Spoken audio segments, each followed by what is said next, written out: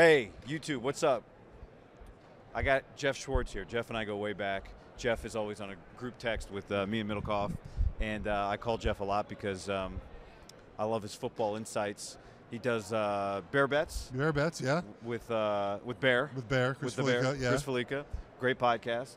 Fox. You write for FoxSports.com. I do. I used to do radio. Geoff used to do radio. We used to do Sirius XM together. Geoff Schwartz is Smarter Than You is a go-to podcast for me. Thank you. And yeah, it's great to see you, dude. I'm glad to be here. Yeah, it's gonna be here soon. I like you talk about this all week, you know. Yeah. And I think the games go a certain way, and then I just hope it does because I look dumb if it doesn't. Yeah. I didn't mention you played in the NFL. I mean, that's usually you've done so much stuff since then. Super big Chiefs homer because his brother Mitchell played for Kansas City Chiefs, and he loves Andy. It's a major bias. Bias alert. I like Trigger Trent warning. Williams. I like Trent Williams. Yeah, you like Trent Williams. That's my Niners take. Where's Trent Williams rank on your top 5 49ers? Oh, he like all time or no, just, on this I grew up a Niners roster. fan. Yeah, so this like, roster. Oh, he's one. He's the best player. He's better than McCaffrey. Yeah, I mean, if McCaffrey retires now, is he in the Hall of Fame? Also, No. Trent probably wasn't either after you're like 7 years, Right, so that's right. not fair. Let's say all the players on this team are available in a draft. Oh, Trent will go first. Even though I mean, that's probably a little unfair too because he's a little older, right? But I still think if you could get 3 years of Trent at all-pro level, any team would take that right now. I guess the only other question would be Bosa, right? Pass rusher or Sure. tackle. Well, he might go second over McCaffrey. Would Christian go third? Well, here's the thing. So, I'm one of those who's like anti-running back sort of take, the value Offensive idea. lineman, the run game is all about the big Sure, dudes. but we also have many years of evidence that the running back, who their back is not as important sometimes as the blocking scheme and the blockers, right? I mean, when McCaffrey left Carolina, the run game was better after he left. But the impact of what McCaffrey's done for this offense, I think, is the sort of the counter to my point. Yeah. And maybe he's the only one we can ever say that about. He's an outlier. Like, he changed the Niners offense. I was looking at the numbers the other day. 26-6 Shanahan is with McCaffrey, and like 48-46 without him. I mean, it's made a true difference in how good this team can be. Even when he doesn't play, we saw this earlier season, right? When he was hurt, what the offense became. So he's the outlier to all of this. I mean, he has elevated this offense to something that really is unsolvable for a lot of periods of games. Yeah, it feels like it's for everything. I think I've heard people say, like, this is finally the realization of what Kyle's always wanted in his offense. But I don't know if we'd gone back like 5 years to Kyle and been like, what's your realization? I'd have a hard time believing he pictured this much elite talent from an offensive weapon standpoint, with none of it being like Julio, right? With none of it being like over the top. I mean, the Falcons team that year was all-time historic great scoring team, which now feels like the best. And they were bottom of the league in pass attempts too. Yeah, right? which feels like I think he would say that for this year's offense. Again, this is not. That was statistically a better offense. The Falcons. Yeah. They were like 5th all-time in points per game, something like that. I think he would say that his best offense would be with Patrick Mahomes at quarterback. You think that's the one thing you would say is you would just. This is again not an anti-Purdy. He's played incredible this season, but you would take a more talented quarterback. That's I think what you would say now, right? Yeah, I guess the question on Brock is: would you take all of the more talented quarterbacks? Like, would you take Trevor Lawrence, who is more physically talented, right? But is he? So here's my thing about this offense. This is why the knock on Purdy is look around the NFL at how well quarterbacks play in this offense, all across the league. They all play well for the most part, right? Like Aaron Rodgers was a 2-time MVP in this offense. Yeah. Look what McVay did with Stafford. Look we've seen these examples over the years of quarterbacks who have their best seasons in this offense. Look what Cousins has done since his offense became what the Vikings do. And so if you say, well, why can't Trevor Lawrence do this? Like, why can't anyone else play well in this offense? Matt Ryan was MVP in this offense. Was MVP any other season? Purdy got third MVP yesterday? Yeah, second or third? Who was second? Dak? I thought it was Christian. Or Josh Allen? No, it wasn't Josh. I didn't. I was busy during NFL honors last night. It's okay. The point, of course, is that. And I haven't checked. The point, of course, is that that they that. I think you would just say okay, if you put someone like a Trevor Lawrence's offense, it would work well. But he wouldn't trade. I mean, the offense has been great this year. Why would you wouldn't do it? You wouldn't make that trade probably. No, you wouldn't. I think what's interesting though is you name Rodgers, you name Stafford, you name Matt Ryan, you're naming Hall of Famers or potential Hall of Famers, right? And so I think like anything, any system can benefit if you have a system that benefits everybody. Right. the best will still be better at it than Of course. everybody else, right? That's what you're describing. It's why Kyle wanted Matthew Stafford to begin with. Like, he really wanted him. And I think the reality is, for Kyle being the guy with this system, I was going to count it up before I saw you. How many quarterbacks is he on with this franchise? This is, I mean, it's got to be like 7. Oh, like, right? do they have taken snaps for him? Yeah. Yeah, like I mean, like really taking snaps. I mean, for him. look at Jimmy, obviously Brock. Does Trey Lance count? Yeah, probably. Yes, Trey Lance counts. Hoyer, Nick Mullins, Hoyer. He tried it with C.J. Beathard. Like, C.J. Beathard was his third-round pick. Yeah. So obviously he was more highly graded than Brock. He was more highly graded than Brock than them. They had Brock as a 4th. So, like, it's easy to be like, well, you know, anyone. Well, he's tried. He's been trying to get guys to do it like this. Nobody's done it as well as this guy. My favorite part about this week too has been like the Brock Purdy revisionist history stuff this week. Like what? Just the general idea of like, oh, I knew he was gonna be this good. It's like, nah, you had a 4th round grade on him. Yeah. Like, who said that? There was an article about the Niners' process about drafting him and how they were so much higher, and it just was a flowery piece about how they knew this was going to be. I was like, he's a 4th round grade. Like, I have the same problem. Do you think a lot of teams draft guys in the 7th that they have 4th round grades on? You think that's a common? That's why I was drafting 7th round, then 4th round grade. You had a 4th round grade. No, my point is, like, even with the Ravens, you know, like Lamar Jackson was their 2nd pick of the 1st round. Yeah. Like, they thought he was going to be this good, they would draft him with the 1st pick that they had. Well, Brandon Ayuk was the Niners' 2nd pick of the 1st round when they took Javon Kinlaw. Yeah. So, like, I just think that sometimes when you say these things, oh, this guy was going to, it's like, maybe, but not really. You would have drafted him higher. Well, I mean, that was a tougher. They had already. It'd be tough to draft a quarterback in the 4th round after you just drafted Trey Lance, right? Like, they had that challenge, I think. I think, and I think Kyle's super sensitive to not making it look like he's the guy. Just picking his favorite. I give the Niners credit, the Cardinals credit for moving off bad quarterbacks immediately. Yeah. So, like, Trey Lance, now obviously they tried to play him and he got hurt, so it wasn't like they tried to move off of him, but they obviously did this offseason. Like, your job is to, the NFL, find your franchise quarterback. You need to take as many swings as you can. Like, you should not stop till you find. I would advocate, and no one's going to really do this, I think, but like, draft quarterback every year till you find your guy, because it's that important. Yeah. Like, you have to find that guy. You cannot build your team till you find that quarterback. Was that Ron Wolf's thing? I think the Packers did that. Well, they draft a guy every year. Basically, draft a guy every year. Yeah. Yeah. I mean, Belichick would do that, right? Every 3 years, I guess he draft a second-round quarterback. No, but actually, you know what?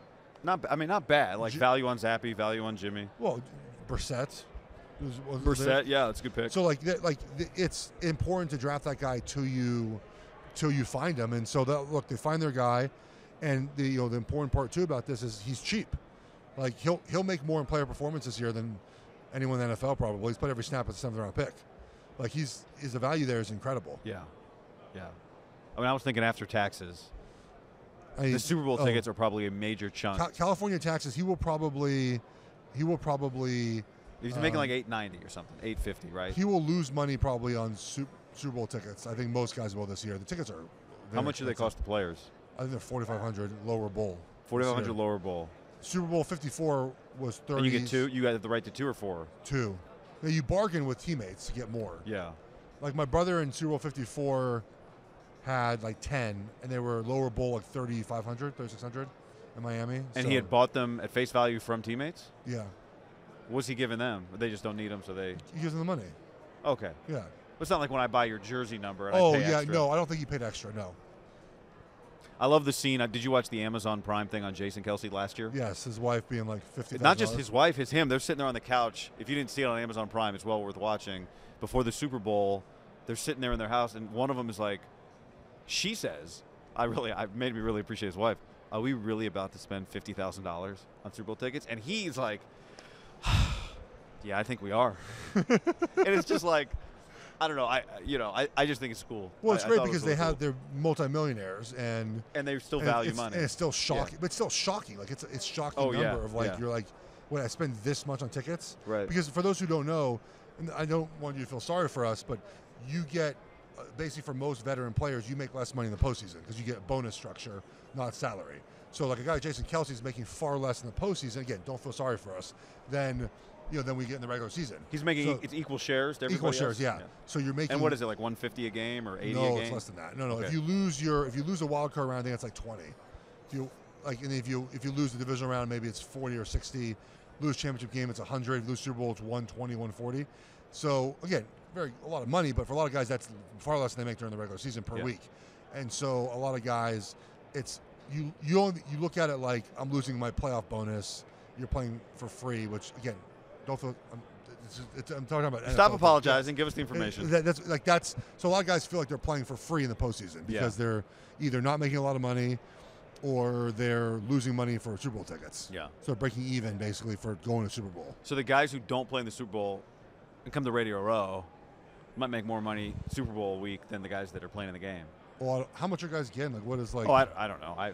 Like Max Crosby's been here 2 days. I don't know what he's getting. Cam's behind us here. How much do you think he's making this week for his podcast? Cam's doing a show. I don't know. I'll ask. His people are cool. Yeah. Yeah, they know what they're I doing like back there. the Luke Kuechly and him had a little thing yesterday. Was it filmed? Yeah. I was standing here. That was awesome. And I thought it was really cool. So Luke Kuechly walked up, and they walk up to Cam, and they gave each other this handshake that was like elbow, like hand to elbow, right? The gladiator handshake. And they just start the gladiator handshake, and they just started like hitting each other like that, and like Cam started running in place, and I'm like, oh my God, these guys, they really miss playing football. Well, one thing too, and you've seen it now. Cam is a huge person. Yeah. Like, people don't realize how large of a quarterback he is. I saw Mike Golick Jr. tweeted out when he saw Cam this week, I understand why he thinks that Brock Purdy and him are not in the same class. It's like, yeah, because Cam is huge. In a good way. Not. Did you guys play together? Yeah, for 1 year. I was hurt. You were hurt? Year, yeah. Bad ankle? No, that was, I had 2 hip surgeries that year. Yeah. What's your take on the game? I think we are looking at this game like the Niners are the same team they were weeks 1 through 14. And so for some reason their defense is considered good. They haven't played well in weeks.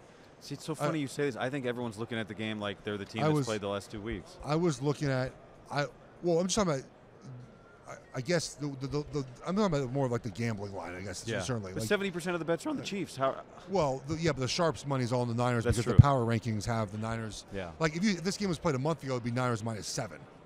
Right. And it's 2 now. And I just think the Niners defense is not. I don't think they're 22nd. I think in EPA over the last 6 weeks. Like, they're not playing well right now. And I don't believe in teams in football turning it on. Like that's.